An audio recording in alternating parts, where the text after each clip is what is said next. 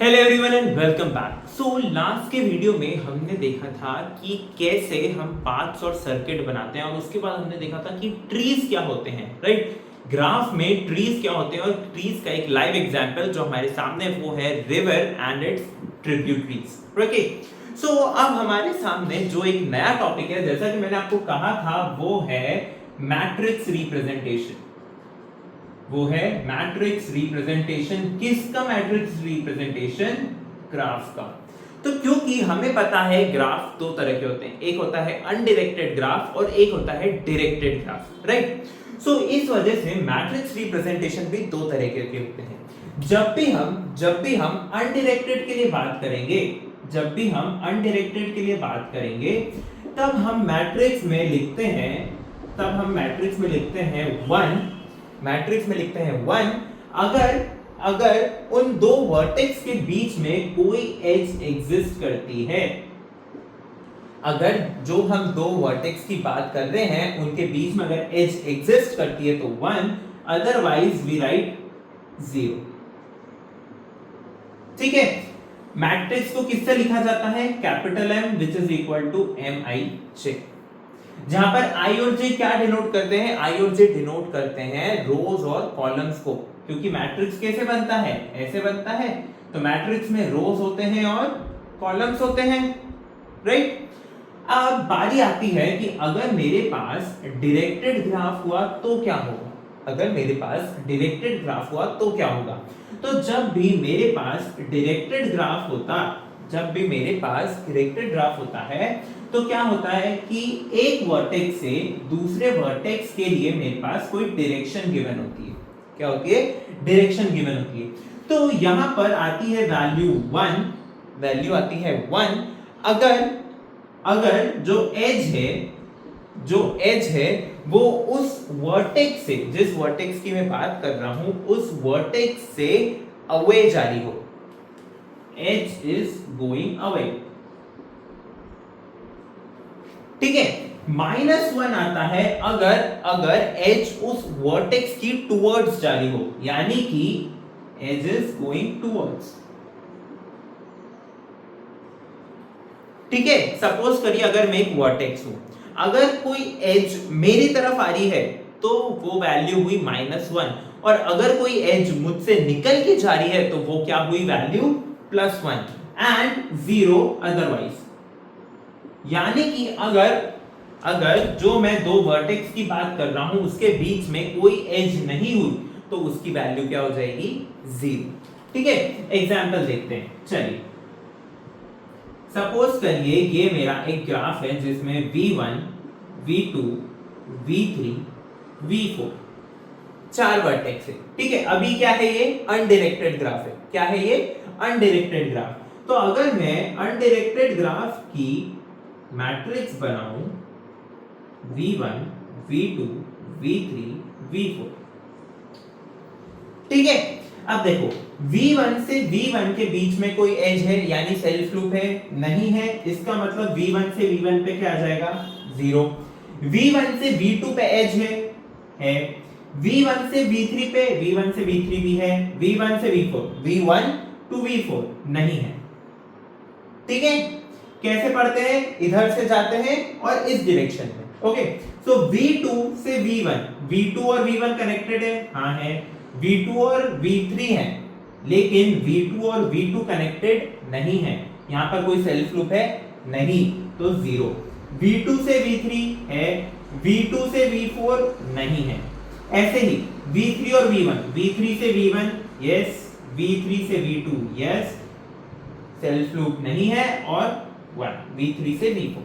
ऐसे ही V4 से V1 नहीं है, V4 से V2 नहीं है, V3 है, V4 पे कोई सेल्फ लूप नहीं है। देखो, अब यहां पर क्या था? यहां पर मेरे पास अनडायरेक्टेड ग्राफ था। क्या था? Undirected graph. तो मेरे पास अगर कोई एज एग्जिस्ट करती है V1 और V2 के बीच में, तो वो दोनों के लिए एग्जिस्ट करती है। तो मेरे पास क्या आएगा? जब V1 से V2 जा रहा हूं तब भी मेरे पास 1 लिखना पड़ेगा, जब V2 से V1 जा रहा हूं तब भी मुझे 1 लिखना पड़ेगा। लेकिन इसी जगह अगर मैं क्या बना दूं? एक डायरेक्टेड ग्राफ बना दूं। क्या बना दूं? एक डायरेक्टेड ग्राफ बना दूं। ये मेरा क्या बन गया, डायरेक्टेड ग्राफ।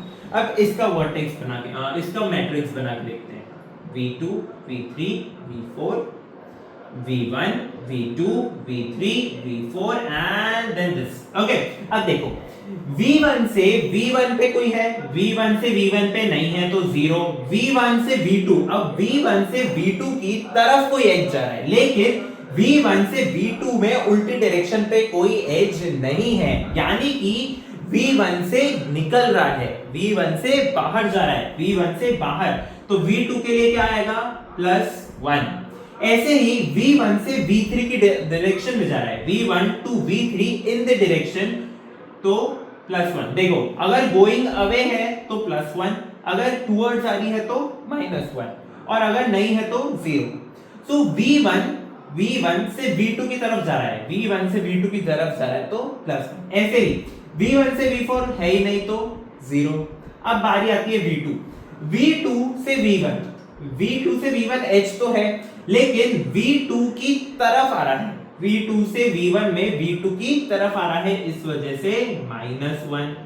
फिर v2 से v2 में कोई सेल्फ लूप नहीं है, v2 से v3 जा रहा है तो +1, और v4 पे कुछ नहीं, v3 से v1 -1, v3 से v2 -1, 0 एंड +1। अब तो आपको समझ आ ही गया होगा।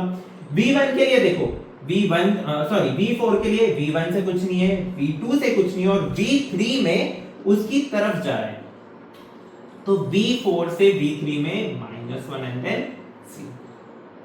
ठीक है, अब आप चाहें, अगर आपको ये कंफ्यूजन लग रहा है तो आप एक और तरीका देख सकते हैं। देखो हम क्या पढ़ते हैं मैट्रिक्स में कि v1 से v2 की तरफ, v1 से v2 की तरफ, v1 से v2 जा रहा है तो पॉजिटिव, v1 से v2 जा रहा है तो पॉजिटिव।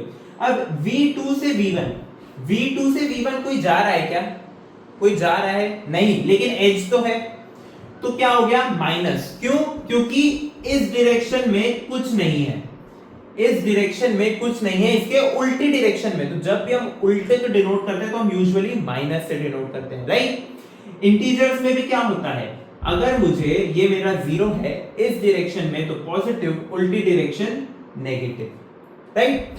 तो उसी के हेल्प से हमने क्या बनाया है, हमने बनाया है matrix representation of a directed graph. ठीक है, अब इस मैट्रिक्स को बोलते क्या है, मैट्रिक्स का रिप्रेजेंटेशन तो हो गया, लेकिन ये जितने भी मैट्रिक्स बनते हैं इनको बोलते क्या हैं, इनको बोलते हैं इंसिडेंस मैट्रिक्स, या आप बोल सकते हैं इंसिडेंट मैट्रिक्स।